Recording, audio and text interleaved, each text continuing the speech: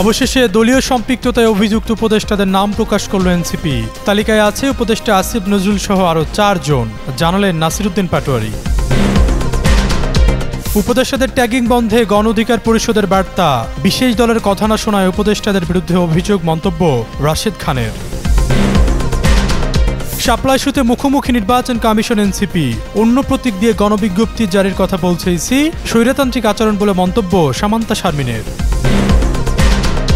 মনোনয়ন বঞ্চিতদের উদ্দেশ্যে তারেক রহমানের কড়া বার্তা, টালমাটাল পরিস্থিতিতে নেতাকর্মীদের সতর্ক থাকার আহ্বান, ভবিষ্যতে উপযুক্ত মূল্যায়নের আশ্বাস হাইকমান্ডের। পূর্ণ শক্তি নিয়ে এগিয়ে চলেছে ঘূর্ণিঝড় মন্থা, দেশের সব সমুদ্র বন্দরে হুঁশিয়ারি সংকেত, টানা 5 দিন বৃষ্টিপাতের আভাস। চলতি বছরের ডিসেম্বরে ঘোষণা হতে পারে ত্রয়োদশ জাতীয় সংসদ নির্বাচনের তফসিল। গণ অভ্যুত্থান পরবর্তী পরিস্থিতিতে সুষ্ঠুভাবে নির্বাচন আয়োজনে যখন প্রতিশ্রুতিবদ্ধ অন্তর্বর্তী সরকার, তখনই সরকারের বেশ কিছু উপদেষ্টার বিরুদ্ধে পক্ষপাতিত্বের অভিযোগ তুলেছে বিএনপি, জামায়াত ও জাতীয় নাগরিক পার্টির মতো দলগুলো। এমনকি প্রধান উপদেষ্টা অধ্যাপক ডক্টর মোহাম্মদ ইউনূসের সাথে বৈঠকেও বিষয়টি নিয়ে অভিযোগ করেছে এনসিপির প্রতিনিধি দল। তবে তখন এই ইস্যুতে গণমাধ্যমে কারো নাম না বললেও এবার মুখ খুলেছে দলের নেতারা। সবশেষ গেল বুধবার সন্ধ্যায় রাষ্ট্রীয় অতিথি ভবন যমুনায় প্রধান উপদেষ্টা অধ্যাপক ডক্টর মোহাম্মদ ইউনূসের সঙ্গে বৈঠক শেষে এনসিপির আহ্বায়ক নাহিদ ইসলাম কিছু বিষয় তুলে ধরেন। সেখানে তিনি বলেন, সংস্কার ও বিচার প্রক্রিয়ার মাধ্যমে নির্বাচন দেওয়ার প্রতিশ্রুতি দিয়েই অন্তর্বর্তী সরকার গঠিত হয়েছে। ছাত্র উপদেষ্টাদের বিষয়ে বারবার বলা হয় তারা কোনো দলের প্রতিনিধি হয়ে সরকারে নেই, অন্য উপদেষ্টাদের রাজনৈতিক সংশ্লিষ্টতা রয়েছে। এই বিষয়গুলো সরকারকে বিবেচনা করতে হবে। যখন সরকার গঠিত হয় তখন বিভিন্ন দলের রেফারেন্সে উপদেষ্টা পরিষদ গঠিত হয়েছে। প্রধান উপদেষ্টাকে বলা হয়েছে কোন কোন উপদেষ্টা কোন কোন দলের সঙ্গে সংশ্লিষ্ট এবং প্রশাসনিক ভাটবাটোয়ারার সঙ্গে জড়িত। তবে সে সময় কোনো উপদেষ্টার নাম খোলাসা করেননি জাতীয় নাগরিক পার্টির আহ্বায়ক। এতে রাজনৈতিক মহলে চলছিল চুলচেরা বিশ্লেষণ। প্রশ্ন উঠছিল কোন কোন উপদেষ্টা আছে এনসিপির অভিযোগের তালিকায়।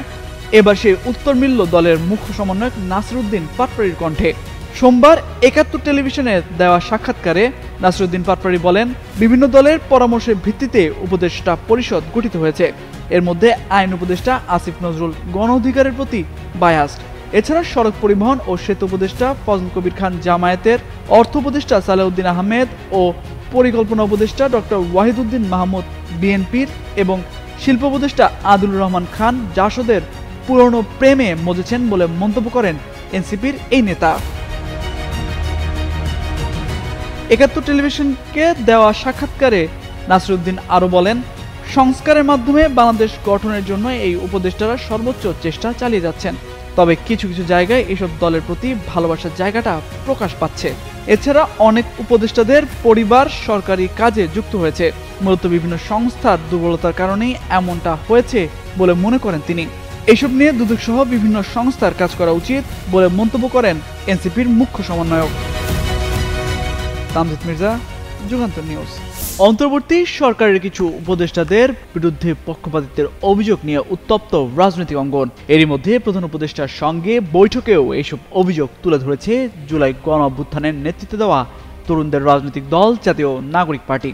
এছাড়া একটি গণমাধ্যমকে দেয়া সাক্ষাৎকারে ৫ উপদেষ্টার কথা তুলে ধরেছে এনসিপির মুখ্য সমন্বয়ক নাসিরউদ্দিন পাটোয়ারি। এবার উপদেষ্টাদের নিয়ে এনসিপির এসব অভিযোগ নিয়ে মুখ খুলেছেন গণ অধিকার পরিষদের সাধারণ সম্পাদক রাশেদ খান, জানিয়েছেন নিজের প্রতিক্রিয়া। সোমবার সন্ধ্যায় ফেসবুকে নিজের আইডিতে দেওয়া এক পোস্টে তিনি লিখেন, এনসিপির পক্ষ থেকে যে ৫ জন উপদেষ্টাকে বিভিন্ন দলের প্রতি বায়াসড বলা হয়েছে, এই উপদেষ্টারা সরকারে না থাকলে ডক্টর মোহাম্মদ ইউনূস ১ ঘন্টার জন্য ক্ষমতায় টিকতে পারবেন না। ডক্টর মোহাম্মদ ইউনূসের সরকার টিকেই আছে শুধুমাত্র ওনাদের বুদ্ধিমত্তা, যোগ্যতা ও কৌশলের উপর। পুরো উপদেষ্টা পরিষদের মধ্যেও যদি যোগ্যতার বিচার করা হয় তবে তাদের যোগ্যতা সবচেয়ে বেশি। এই উপদেষ্টারা এনসিপির আজ্ঞাবহ না হওয়ায় দলটি এখন তাদের বিরুদ্ধে অভিযোগ করেছে উল্লেখ করে তিনি বলেন, তৎকালীন বৈষম্য বিরোধী ছাত্র আন্দোলনের ৬ সদস্যের লিয়াজু কমিটির পরামর্শে এই ৫ জন উপদেষ্টা সহ বাকি উপদেষ্টাদের সিলেকশন করা হয়। হয়তো এই ৫ উপদেষ্টাকে এনসিপি আজ্ঞাবহ বানাতে না পেরে ট্যাগিং করা হচ্ছে। উপদেষ্টাদের ট্যাগিং বন্ধের বার্তা দিয়ে রাশেদ খান লিখেন, ডক্টর মোহাম্মদ ইউনূসের নেতৃত্বাধীন উপদেষ্টাদের বিভিন্ন দলের হিসেবে ট্যাগিং করা দেশে অস্থিরতা সৃষ্টি করবে এবং সরকারের নিরপেক্ষতা প্রশ্নবিদ্ধ করবে। উপদেষ্টাদের নিয়ে সমালোচনা করা যেতেই পারে যাতে তারা ভুলগুলো শুধরে নেয়, কিন্তু নির্বাচন বানচাল ও সরকারকে ব্যর্থ করার জন্য শেখ হাসিনা ও ভারত যে চক্রান্ত করছে সেই ফাঁদে পা দিলে ফ্যাসিবাদ বিরোধী শক্তির কেউ রক্ষা পাবে না বলেও মন্তব্য করেন তিনি। রাজনৈতিক দল হিসেবে নিবন্ধন প্রক্রিয়ার চূড়ান্ত পর্যায়ে পৌঁছেছে জাতীয় নাগরিক পার্টি। তবে দলটির সঙ্গে নির্বাচন কমিশনের টানাপোড়েন চলছে প্রতীক বরাদ্দ নিয়ে। কয়েক মাস ধরেই এই বিষয়ে দুপক্ষের মধ্যে দফায় দফায় চিঠি আদান প্রদান ও সাক্ষাৎ হলেও মেলেনি সমাধান। দুপক্ষই নিজ নিজ অবস্থানে অনড়। সবশেষ নির্বাচনের আগে বিষয়টি সুরাহা করতে কঠোর অবস্থানে যাচ্ছে ইসি। সর্বশেষ গতকাল সোমবার ইসির সিনিয়র সচিব আক্তার আহমেদ বলেন, বিধিমালায় শাপলা প্রতীক না থাকায় এনসিপিকে সেটি দেওয়ার সুযোগ নেই। নির্বাচন কমিশন নিজ বিবেচনায় অন্য প্রতীক দিয়ে গণবিজ্ঞপ্তি জারি করবে। ইসির এমন কড়া বার্তা সত্ত্বেও আগের অবস্থানে অনড় এনসিপি। এ নিয়ে কঠোর অবস্থানেরই ইঙ্গিত দিয়েছেন দলের বেশিরভাগ নেতা। সরল পথে দাবি আদায় না হলে রাজনৈতিক লড়াইয়ের দিকে হাঁটার প্রস্তুতিও নিচ্ছে দলটি। শাপলা পাওয়া বা না পাওয়ার মধ্য দিয়ে মূলত রাজনীতির মাঠে নিজেদের অবস্থান ও টিকে থাকার অগ্নি পরীক্ষা দিতে চান এনসিপির নেতারা। এনসিপির যুগ্ম সদস্য সচিব সালেউদ্দিন সিফাত গণমাধ্যমকে বলেন, কোনো যুক্তিসঙ্গত কারণ ছাড়া শাপলা প্রতীক বরাদ্দ না পেলে বর্তমান ইসি পুনর্গঠনের জন্য রাজপথ ছাড়া বিকল্প নেই। ইসির এমন আচরণের বিরুদ্ধে এবং ইসি পুনর্গঠনের দাবিতে আন্দোলনে নামবেন তারা। একই সঙ্গে রাজনৈতিক ও আইনিভাবে মোকাবেলা করার হুঁশিয়ারি দেন তিনি। এনসিপির সিনিয়র যুগ্ম আহ্বায়ক সামান্তা শারমিন গণমাধ্যমকে বলেন, শাপলা ছাড়া আপাতত সেকেন্ড কোনো অপশন নেই তাদের। যদি না দেয় সেক্ষেত্রে ইসি কেন শাপলা দিচ্ছে না তার আইনি ও সাংবিধানিক ব্যাখ্যা দিতে হবে। এর বাইরে গ্যাজেট প্রকাশ করলে সেটি হবে স্বৈরতান্ত্রিক আচরণ। এ ধরনের আচরণ ও ফ্যাসিস্ট কাঠামো রেখে এই ইসির অধীনে জাতীয় নির্বাচন সম্ভব না বলেও মন্তব্য করেন তিনি। শাপলা প্রতীক নিয়ে আগামী সংসদ নির্বাচনে এনসিপি অংশগ্রহণ করবে বলে মন্তব্য করেছেন দলটির উত্তরাঞ্চলের মুখ্য সংগঠক সার্জিস আলম। গতকাল টাঙ্গাইল প্রেস ক্লাবে সংগঠনের জেলা সমন্বয় সভায় প্রধান অতিথির বক্তব্যে সার্জিস বলেন, শাপলা না দেওয়ার কোনো প্রশ্নই নেই। যেহেতু আইনগত বাধা নেই, নিজ জায়গা থেকে শাপলা আদায় করে নেবেন তারা।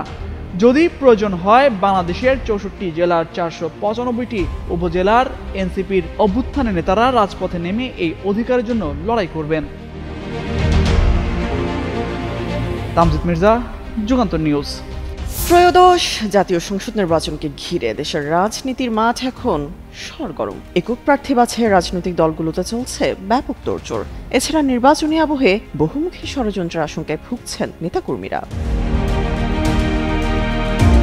এমন টালমাটাল পরিস্থিতিতেই দলের নেতাকর্মীদের উদ্দেশ্যে সতর্কতামূলক বার্তা দিয়েছেন বিএনপির ভারপ্রাপ্ত চেয়ারম্যান তারেক রহমান। নির্বাচনকে সামনে রেখে যে ষড়যন্ত্র চলছে এই পরিস্থিতিতে দলের ভুল ত্রুটি এড়াতে কঠোর নির্দেশনা দিয়েছেন তিনি। পাশাপাশি যারা মনোনয়ন বঞ্চিত হবেন তাদের ভবিষ্যতে উপযুক্ত মূল্যায়ন করা হবে বলে দৃঢ় আশ্বাস দিয়েছেন তারেক রহমান। মনোনয়ন প্রত্যাশীদের সঙ্গে ধারাবাহিক বৈঠকের অংশ হিসেবে সোমবার সিলেট, খুলনা, রাজশাহী, বরিশাল ও ঢাকা বিভাগের জেলাগুলোর নেতাদের সঙ্গে মতবিনিময় করেন দলের ভারপ্রাপ্ত চেয়ারম্যান তারেক রহমান।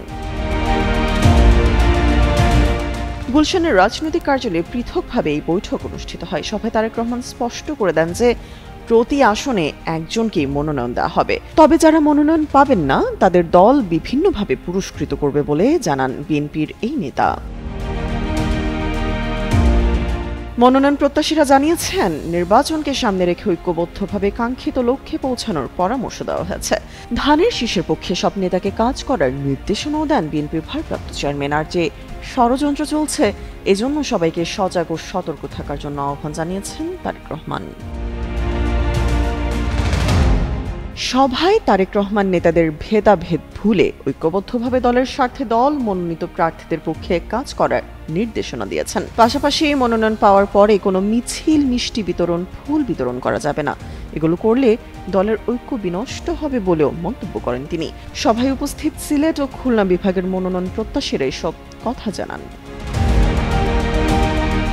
তামান্না তাবাসসুম, যুগান্তর নিউজ।